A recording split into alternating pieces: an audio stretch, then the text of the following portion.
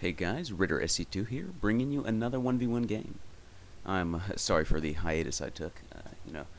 Felt a little, my allergies were acting up, my voice was all scratchy, I was coughing, it was bad. But I'm back, and hopefully I won't cough too many times during this cast. It is a Zerg versus Terran, here on Typhon Peaks. And hopefully we'll see some, I want to see some tanks. I like tanks. I want to see some tanks. So hopefully we'll see some tanks in this situation. But yeah, I'm sorry for not keeping you guys updated, not keeping games getting casted out. But I'm back in the saddle here, and should be good to go, and get some games pumped out here for you guys' enjoyment. But yeah, I did a little extra laddering while I was sick, and man, I'm not bad luck. I got all in a couple times. It's pretty angering. Didn't like that one bit, but I find that I enjoy casting a lot more, anyways. So, well, now I'm glad to be back have the reins back and getting this done. CYS is oh yeah, let me introduce the players and overlay. Boom. Okay, CYS is the red Terran here in the bottom right hand position. And his opponent is the blue Zerg, Grant, up here in the upper right-hand position. So, sorry for not introducing him before, but got around to it eventually. Grant is getting early gas and an early pool, so I don't know what he'll have in store for us with that, but continue to build drones. And on the other side, CYS is getting gas and getting his one barracks and getting his wall in up.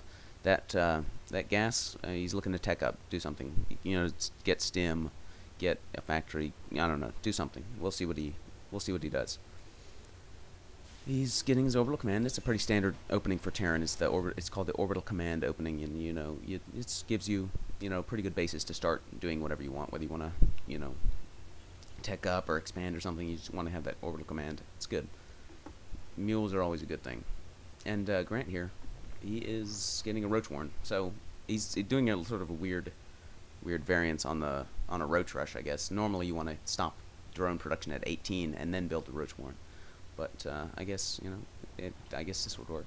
Let's see how it happens. He's still ahead in supply, and CYS down here is building a reactor on his barracks, looking to get out some marines, get some marines up to defend. I don't know if he's spotted the. He's not spotted anything. He's not scouted yet even. So I guess he'll run in here. Let's see what he sees. He's running in here. He's running in here. He's running. He's scouting back behind the minerals. That's usually where somebody's going to hide something. And yeah, there he spots the roach warren. So we'll see what he does in reference to that. He's building a factory. So with this one gas, I think we'll see tanks. Hopefully. Or he could just be going for, I suppose he could be going for Hellions, and he's probably not going for Banshees, obviously. It's a little bit late, and he doesn't have that second gas. But tanks are going to be good. And he builds this bunker. The bunker's going to be able to defend the roaches. Let's see. Look at the income. Yeah, Grant this is an all-in. If he doesn't win it right here, he's pretty much lost. And we'll probably get to see, if he fails to beat CYS here, we'll get to see why cheesing is so ineffective if you know how to defend it. He's building a tech lab on his factory, so yeah, we're going to be seeing tanks. He's not built a starport, so he's not going to do the swap, and I see momentarily we'll probably see a tank being built here, and building a tech lab on the second barracks. Get stim, get combat shields, and there's the tank. Boom. Yep. And here comes the roaches. Roaches coming in. He's got pretty hefty army advantage, but it's not going to be enough, especially with this bunker. And if he repairs the bunker, I mean, he scouted it a mile away, and it was a poorly executed roach rush too. So once he beats that, it should be, he's going to be so far behind. I mean, 23 harvesters to 14. The economic advantage and the defensive advantage is eons in CYS's favor. Getting out a Marauder to help against the roaches. The siege tank does a ton of damage to armor targets. Its DPS is actually higher when it's not in siege mode, here, it's just going to be used to just wail away on those roaches. Even if the roaches get through, they're not going to be able to do much. And he's pulling back. So, yeah. continuing to build. He built 3 more roaches. We'll see what he does with his next larva. He's sitting there with unused larva. So yeah, I guess he's sort of come to terms with the futility of this game. And CYS can basically just sit back, relax, and continue to macro up. And whenever he chooses to attack, he's just going to walk right over the Zerg player. Grant is droning hard. That's all he can do at this point. While the supplies are even, he's so far behind in economy. It's bad. We're going to see once CYS gets his army up, once he macros up, and once siege finishes and he gets a couple more tanks, as he pushes out, he's just going to like waste this army. And already guys, if you take a look at the army tab, already Terran's ahead. So this is a pretty good view of like how cheese is ineffective. If we look back at the Zerg player, he's getting metabolic boost, yep, speed upgrade, and throwing down Baneling Nest, which it's late. When you do see a Terran player go, Marine Marauder tank, you can go Ling Bling Muta, it works, but he's trying to go for it after a failed roach rush. He's already so far behind, and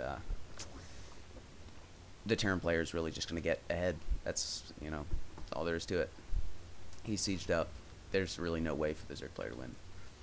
And yeah, he is catching up into harvesters. That is one benefit of the Zerg, is even when they're behind, they can blast out workers. But he's going to be behind in army. He's going to be behind in tech, and it's unless the Terran player makes a huge mistake, it's going to easily go in the Zerg's favor.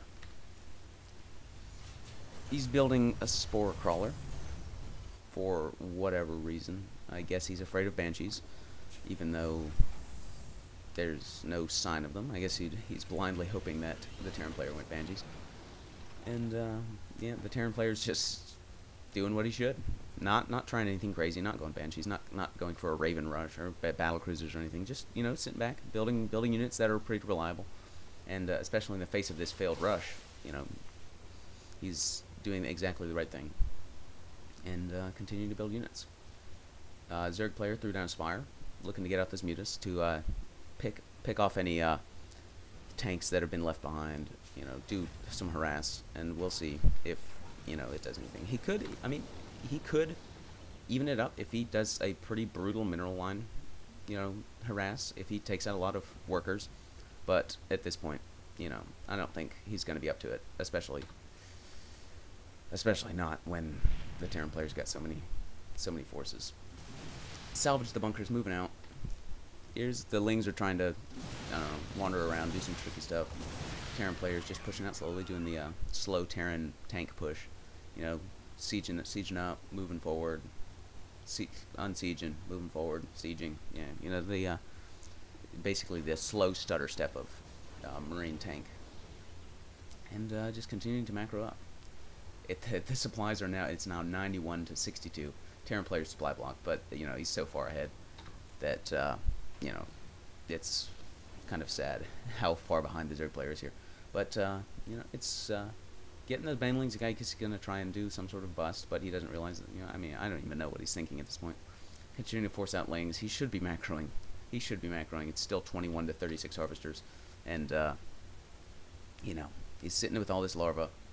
It's just, and the Terran player's just continuing to macro up. More Marauders, more Marines streaming out, getting an engineering bay, probably for missile turrets. If he's afraid of the mutas, or even better, upgrades. You gotta get upgrades. Upgrades are gonna be pretty key, guys. And tanks firing away. Here's the engagement. Marauders running forward, Marines shooting. Marines are not very good against roaches, but they're fair enough. And the Marauders are very good against roaches. And yeah, you saw how easily the Terran player defeated that push. That was like a cakewalk. And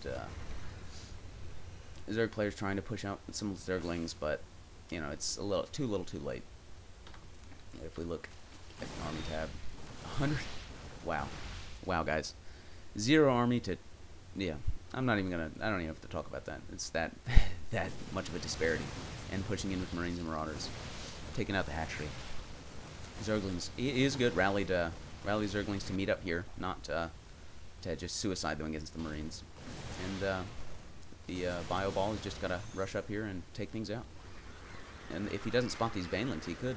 I mean, if he's not prepared for those Banelings, he could. The Banelings could do a lot of damage. We'll see. We'll see what happens. Oh, here they come. Here they come. Oh, and yeah, that was pretty. That was pretty brutal, guys. But it was just not enough. The macro power of the Terran let him get ahead and win all those engagements.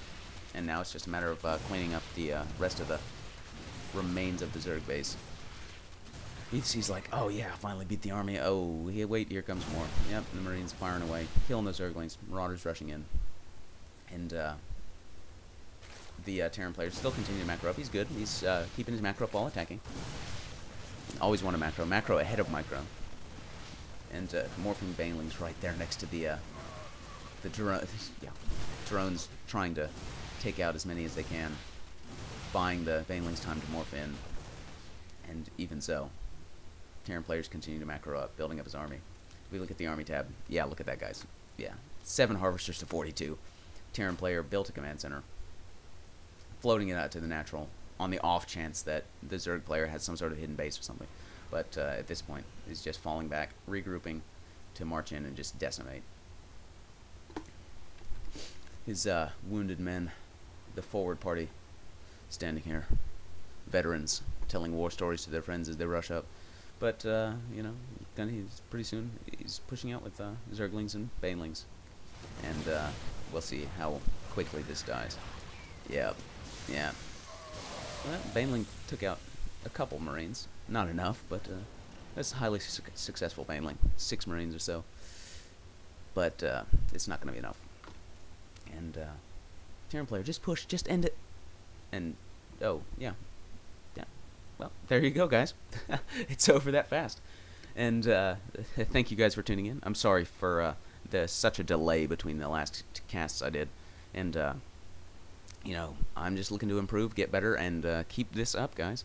So be sure to give me feedback. Be sure to send more replays in. I'm looking for replays under 20 minutes, so I don't have to upload too many, like, 2-part replays. I don't want to do that as much because I don't think people want to watch, you know, Switch videos and all that hassle.